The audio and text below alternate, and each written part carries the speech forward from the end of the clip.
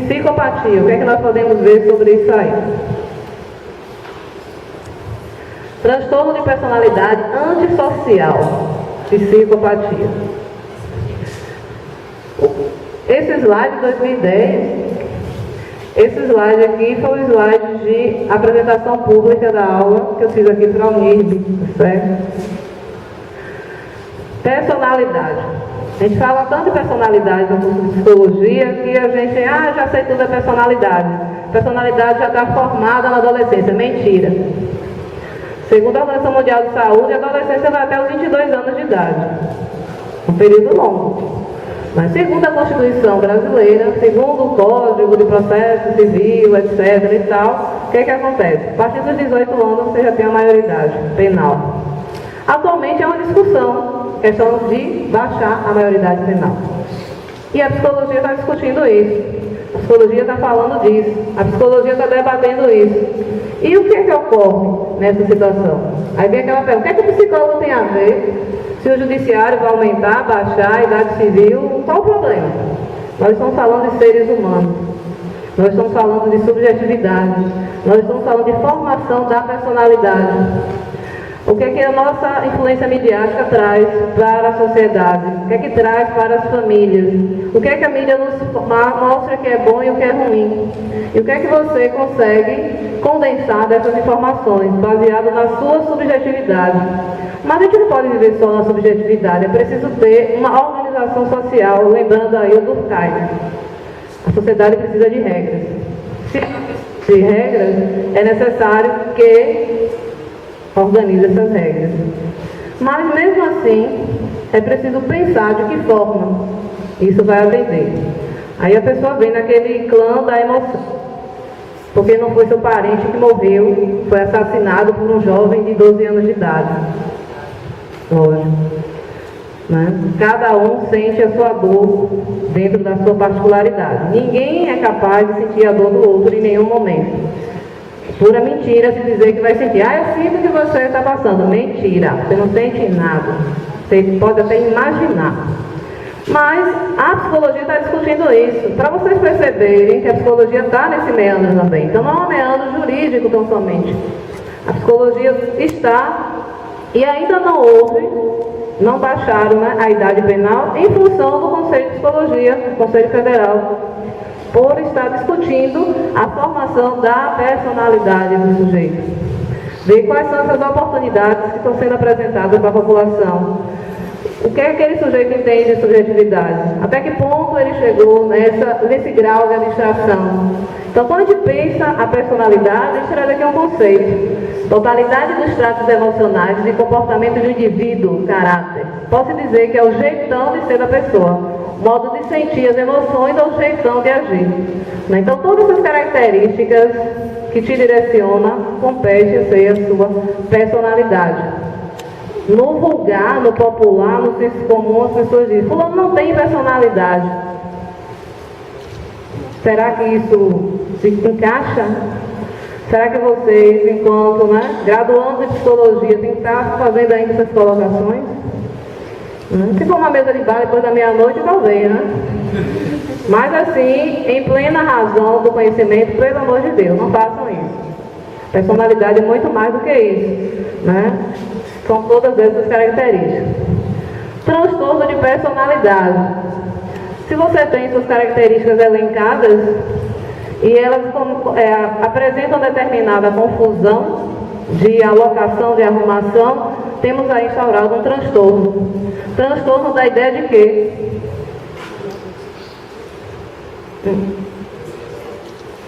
Luiz falou doença. Transtorno da ideia de quê? Tempestade de ideias, ó. Desajuste, desequilíbrio, alguma outra palavra similar, antônima, problema. Você está ali no trânsito. Quando eu estava vindo aqui para a UNIRB, eu fiquei 20 minutos daquela esquina até chegar aqui. Porque alguém, passa com big ônibus leito e trava tudo e algumas pessoas fazem algumas coisas, tudo bem. Então, quando a gente fala isso, ali estava um transtorno. né? Aí fica assim, caótico. Né? O transtorno também ocorre conosco. Tá? Sofrimento é uma coisa, o transtorno vai ser outra. Então, quando a gente entra nessa questão da patologia, a gente precisa estar bem claro. Se a pessoa está passando por um sofrimento psíquico, ou se a pessoa está passando, tem um transtorno. Um exemplo, a pessoa acabou de ter um problema familiar sério e ficou assim falando coisa com coisa, né? Usando assim o termo, ideias confusas. Aí você está transtornado, vai tomar um remédio. Calma. Vai entender o contexto, porque aquela pessoa está confusa, porque ela está falando daquela forma. É preciso você entender isso. Porque a gente corre o risco de estar dopando pessoas que estavam passando por um sofrimento psíquico, ou a perda de um ente querido, ou uma demissão que nem imaginava, foi trabalhar hoje e está lá, está demitido. E você toma aquele susto, porque na hora que você lembra de estar demitido, você pensa logo nas dívidas. Você não pensa em mais nada, não pensa na mulher, no marido, nada, você pensa nas dívidas. E quando você pensa nas dívidas, é um banho de água fria. Então, isso a gente precisa pensar o quê? É um momento de sofrimento. O transtorno já é a doença. Mas a doença ela não vem assim, colou tipo uma tatuagem. Ela vem mostrando os seus sinais. Depressão, eu estou depressiva agora. As pessoas acham bonito isso. Gente, por favor, não falem isso. Não queiram saber o que é uma depressão. Sentir o que é uma depressão. Tá? Então, depressão, que também é um estado de desajuste, né, do nosso organismo, que se refere à baixa de serotonina, que são os neurotransmissores, etc. e tal. Também é uma situação que deve ser pensada. Às vezes você não está ainda em depressão, mas você acaba tendo uma pulsão de morte e buscando a depressão. Quem procura? Isso aí é o ditado popular, né? Então, transtornos de personalidade não são propriamente doenças, mas anomalias do desenvolvimento psíquico, sendo consideradas em psiquiatria forense como perturbação da saúde mental. Ideias confusas, estou ouvindo vozes. Aí você logo pensa, poxa, o cara é esquizofrênico, bastarinho esquizofrênico. Calma. Entendo que vocês estão na universidade, vão estar saindo futuramente com o diploma de vocês, precisam ter atenção a todas as coisas. E também ter atenção para o holístico. Tem uma pessoa que eu acho que é muito conhecida, pelo menos de nome de muitos de nós, chamado Chico Xavier. Desde pequeno, ele sempre ouvia vozes. E ele era considerado um menino louco. Apanhou várias vezes por dizer que ouvia vozes. Né? Foi assim, afastado dos seus grupos de convivência, familiares, sociais, por ouvir vozes. Até o dia que ele parou de falar, que ouvia vozes. Porque ele percebeu que quando ele dizia, as pessoas prejudicavam ele. Então a gente precisa entender, na Gestalt a gente observa esse lado holístico, que existe sim a possibilidade. Então por que você está ouvindo vozes, então você é esquizofrênico? Pronto, não é assim. É preciso você entender qual o transtorno que aquela pessoa está, qual é a patologia que está sendo instaurada naquela pessoa, para que você venha ter um diagnóstico. Não é numa sentada que você vai perceber o esquizofrênico. Tem o Asperger, que agora entrou na categoria do autista. Né? Então temos várias outras formas semelhantes à esquizofrenia, tá? E que não pode ser determinada dessa maneira. No plano forense, o transtorno de personalidade adquire importância, já que seus portadores se envolvem em atos criminosos, processos judiciais com caracteres antissociais. O que é uma coisa antissocial, gente? Antissocial. Prefixo aí quer dizer o quê? Fora da sociedade. E o que é que, por que é fora da sociedade? O que é que a sociedade pede?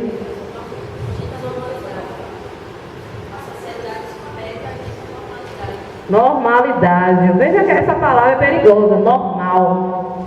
Se a regra é você ir adentrar nesse recinto vestido, é normal. Se você entra pelado, é anormal. Chama a polícia e te leva. Né? A polícia ela vem para te repreender, para te mostrar que você precisa se adequar à normalidade. Por isso que às vezes a pessoa fala, fulano não está normal. Normal no sentido do que a regra da sociedade pede. Então a gente precisa ter muito cuidado onde a pessoa é aquele transgressor ou aquela pessoa que está com uma patologia instaurada. No momento, porque a pessoa pode ser um transgressor e não ter uma patologia. Eu posso estar na sala lá da Previdência e o médico diz, você está apta para trabalhar. Mas só que eu não quero. Aí eu estapeio lá o médico, o perito, né? Quando vem os seguranças, eu dou uma de... estou transtornado. Mas será que é um transtorno, patologia, ou foi uma infração que eu cometi? Então o profissional tem que ter muito cuidado com essas questões, para não estar, né, diagnosticando e condenando, ou até respaldando determinados psicopatas por aí. Então, os transtornos de personalidade nós temos alguns. Paranoide, indivíduo desconfiado. Né? Eu chegar no local, você está falando de mim.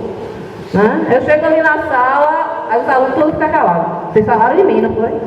Falaram. Não, meu Deus, falou sim, falou. Olha, prova agora, não quero nem saber. Mas ninguém falou sim, calado. Estou paranoica. Né? Então eu não estou bem resolvida em determinadas situações. Em qualquer local que eu chego, ou você está olhando para mim, ou você está falando de mim, ou você está me criticando, tudo eu tomo para mim. Se alguém falou algo ruim para alguém, eu tomo para mim. Então nós temos um transtorno aí paranoico. O fulano está paranoico. Tem alguém me perseguindo.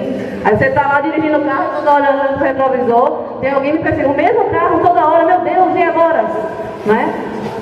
Com esse excesso, traz um transtorno. Tem certeza. O esquizoide, indivíduos distanciados das relações sociais, que não desejam ou não gostam de relacionamentos íntimos, realizando atividades solitárias de preferência. Né? Então, esse transtorno esquizoide não quer dizer que o cara já é autista, pelo amor de Deus.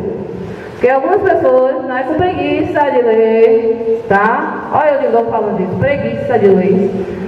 O cara que, ele não gosta de se relacionar com ninguém, fica no canto, pronto, é autista. Não é isso. Né? Ele pode ter um transtorno esquizoide? Sim. Ele pode ser uma pessoa reservada? Também sim. Mas como é que você vai identificar isso? Será que eu preciso ter que estar no meio da galera para ser aceito? Não, eu posso estar na minha.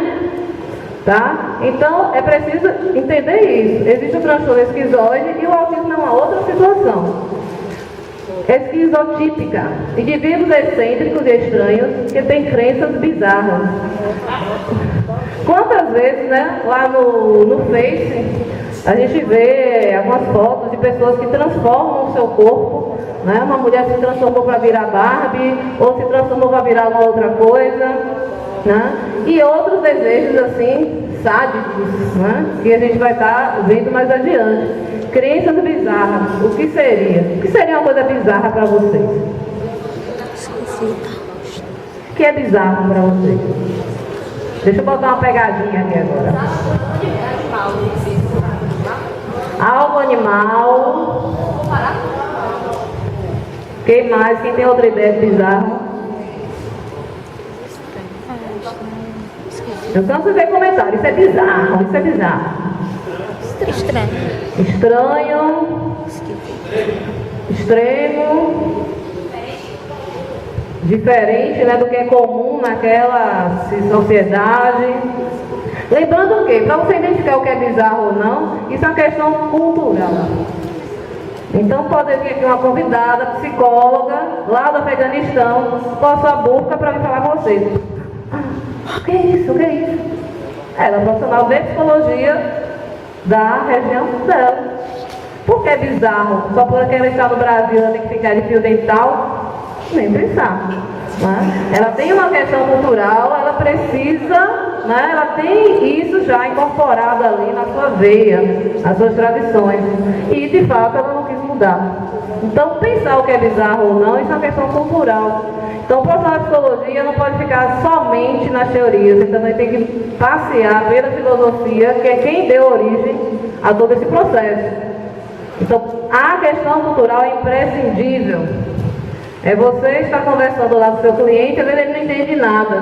Quem está assistindo Saramandaia aqui? 2 pessoas, 3. Quem já viu o professor Aristóbulo, que ele fala, né? Fala aquele português super rebuscado, que a gente, assim, não entende nada.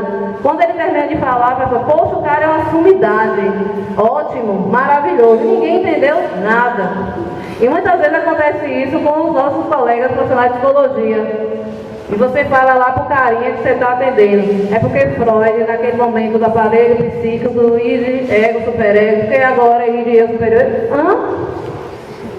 Ele não quer aula de psicanálise, ele não quer aula de Gestalt, ele não quer aula de cognitivismo, ele precisa de uma orientação. Então vamos deixar essas vaidades, né, para outros momentos, porque às vezes a pessoa precisa alimentar o seu ego, né? Tem pessoas que precisam alimentar a sua vaidade, mas não sou eu que vou mudar isso, jamais. Não tenho poder nenhum de mudar ninguém, nem Deus tem. Até ele mesmo diz, livre-arbítrio. Procure seu caminho e vá. Depois, siga as consequências. O problema é seu. Né? Não venha pedir. Borderline. Indivíduos instáveis em suas emoções e muito impulsivos. Até tentativas de suicídio. Né? Dentro desse transtorno borderline, nós temos um dos espectros, é o bipolar. Não é só porque a pessoa tem algumas mudanças de comportamento por determinadas situações que ele já é bipolar, certo? Uma coisa, outra coisa, outra coisa. Então, trabalhar essa questão do transtorno, né, é algo super delicado. Deixa eu tirar isso.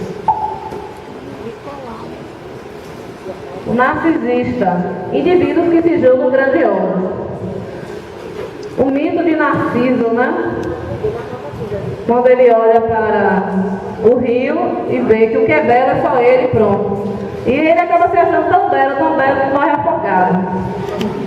Acontece muito com alguns profissionais. Eu sou máximo, eu posso, eu faço, eu aconteço. Mas na verdade você acaba se envenenando com seu próprio veneno, se afogando na sua própria vaidade. E tem pessoas que falam assim, você só conseguiu isso porque eu direcionei. Porque eu fiz, porque você precisou do meu trabalho. Então existem sujeitos que são narcisistas. Isso também é um transtorno. É a necessidade de uma autoafirmação, é problema com autoconceito. Tá? O antissocial, indivíduos que desrespeitam e violam os direitos dos outros, contra as normas, mentirosos, enganadores.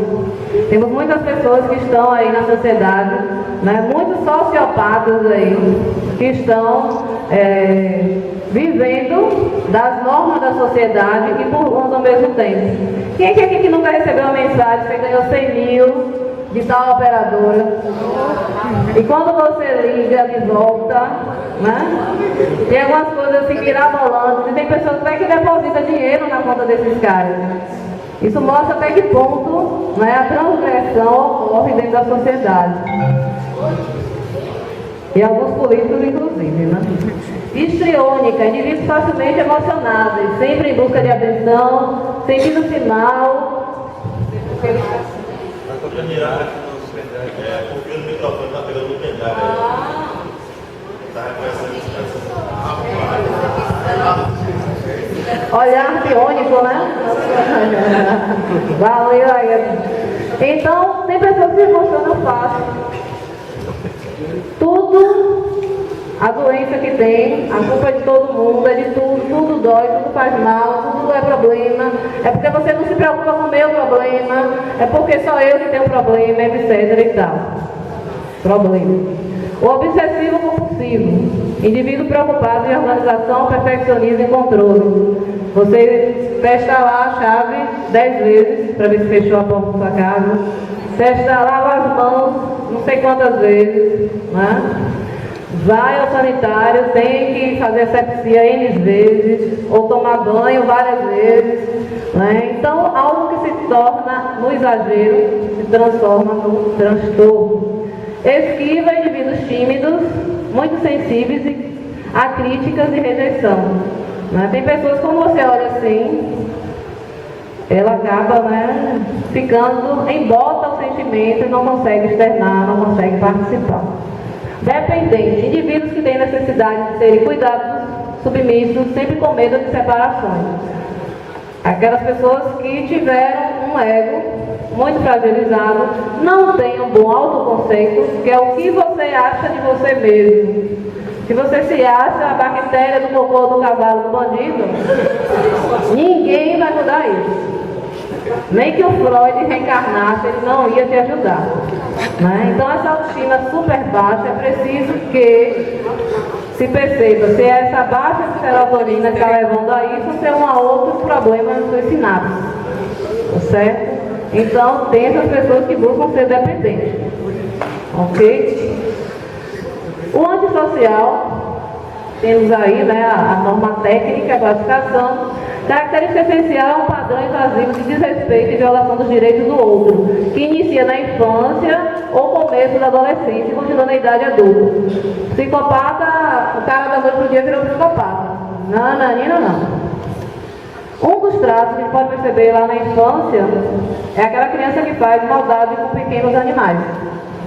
Né? Fura os olhos do gatinho, puxa a patinha da lagartixa, estoura a lagartixa na mão, bate na irmãzinha menor quando alguém não vê, depois diz que não foi. Né? Esses sinais vão aparecendo aos poucos, até que vai existindo um agravante.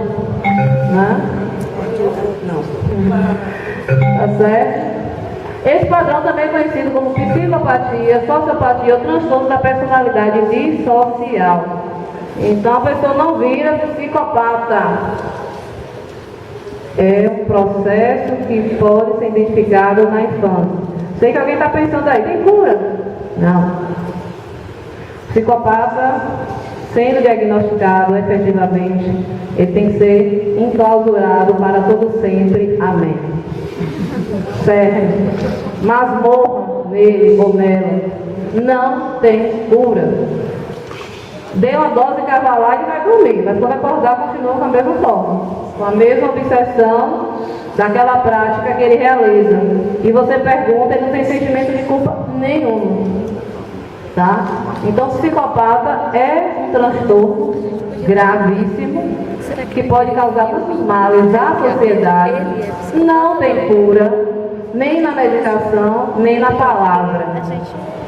Ah, mas se a pessoa quer, mas se é um transtorno, não tem aí o querer. É uma pessoa que infelizmente ficar clausurada sempre. E é necessário que se tenha equipe para dar apoio para essa pessoa. Que apoio é esse? Entender no momento de um surto. Entender no momento em que ela estiver te enganando para fazer coisa pior. Porque ela tem um transtorno, ela não tem um retardo que impossibilite de criar situações. Diga ela. Aquele caso que aconteceu aqui no Brasil, do rapaz que entrou no colégio e saiu atirando várias pessoas. E aí buscaram informações que ele matou quando ele estudou nesse colégio, ele passou por bullying, né? É uma explicação que, vamos dizer, foi considerado um psicopata. Segundo informações que foi passado no jornal. Aí é uma explicação, o que ele passou na infância? Eu não poderia dizer assim o que ele passou, que ele poderia estar sendo reducionista. O bullying levou ele à psicopatia. Não. O que eu tenho a falar é o que a mídia colocou. As informações que a mídia colocou, ele tinha vários outros problemas desde a infância. Né? Só que não ficou bem claro quais seriam esses problemas. Mas, de acordo com se ele tinha personalidade psicopata se desenvolvendo, ele pode ser considerado psicopata, não pela atitude que ele cometeu. Porque qualquer pessoa pode fazer aquilo, gente. Não se engane, não. Entrar no local e matar as pessoas. Tá? Igual aquele baiano, oftalmologista, que chegou no cinema, né? Ficou assim, olhou e resolveu metralhar todo mundo no cinema. Até hoje ele está lá preso. E os médicos não chegaram ainda a uma conclusão se de fato ele é ou não psicopata. Tem quase 10 anos isso. Porque é difícil você diagnosticar, fulano é psicopata. A equipe médica e psicológica vai passar 1 ano, 2 ou 3, para mapear se de fato a pessoa é ou não. A mídia coloca pra gente, é um psicopata, no sentido de burlar, de uma forma bem brutal, a legislação. A mídia nos coloca assim. Mas nós, na profissão, a gente precisa ter muito cuidado em dizer que tinha evidências, fatores que possibilitariam, sim. O bullying diretamente, ele pode não ter efeito nenhum na formação da personalidade do sujeito. Porque muitas vezes hoje, tem algumas situações que acontecem, a pessoa fala, foi o bullying que eu recebi. Mentira. Às vezes você se utilizou daquele bullying para poder fazer coisa pior.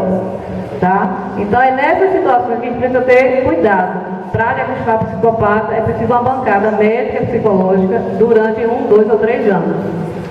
Para fazer um mapeamento dessa situação. Bom, causas. Os genes não podem ser considerados responsáveis pelos transtornos, mas sim pela predisposição. Psicopata na família, tinha lá um tataravô, é um indicativo. Tinha um primo, tinha um tio, é um indicativo. Não só para psicopatia, como qualquer outro problema referente à saúde mental, que vai estar lá na anamnese de vocês, que é o encontro inicial com a família. Hoje eu mesmo estava fazendo um trabalho inicial com um casal e eu perguntei isso. Aí o pai respondeu, bom, tem meu irmão que tem transtorno mental grave, mas ele não mantém contato com o garoto. Eu falei, mas a questão não é manter contato com o garoto, é a genética. A genética ela pode se manifestar em qualquer momento. Quem lembra aí do Mendel? Ou quem foi que decorou o Mendel? Aquelas ervelhinhas do Mendel, os cruzamentos. Então esses cruzamentos da lei de Mendel é que vai estar determinando qual o gene que aquela pessoa vai estar portando. Pode ser do casal, do pai e da mãe, pode ser de uma tia. Tá? Por isso que eu falo, que às vezes é utopia, as pessoas vão buscar inseminação artificial, vou procurar aqui um pai dessa cor, desse jeito, meu filho vai sair assim. Mentira. 1 mais 1 não é igual a 2 na genética. Pode existir mudança. Aí você fica, poxa, eu não sou assim, minha mulher não é assim, por que ele é assim? Vai observar que na sua família tem gente igual a ele. Isso é genética. Eletroencefalograma anormal.